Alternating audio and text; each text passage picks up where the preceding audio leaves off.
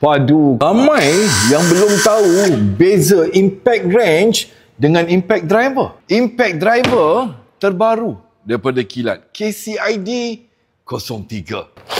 230 Nm.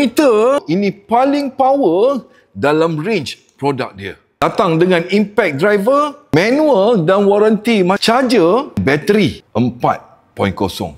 Aku test dan cerita pada koma apa beza impact driver dan impact range.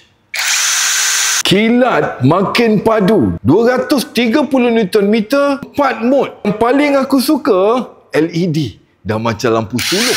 Kalau koma nak buat kerja bawah bumbung, tak ada masalah. Build dengan soft grip, makin mantap daripada kilat. Mode nombor 1, nombor 2, nombor 3, keempat 230 Nm. Ini paling padu koma antara dua ni.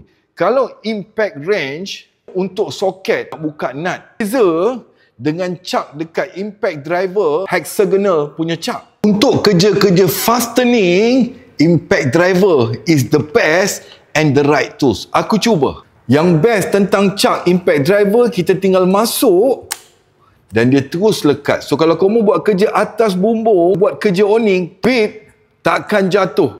Cuba 230 Nm. Tak ada hal. Si biru.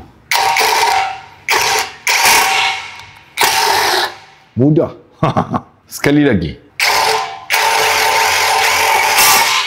Cukup mudah. T-Hollow 1.3 mm pun tak ada masalah. Sekali lagi. Padu koma. Dalam beg kuning KCID 03 daripada kilat. Terbaru, impact driver paling padu. Dalam beg kuning.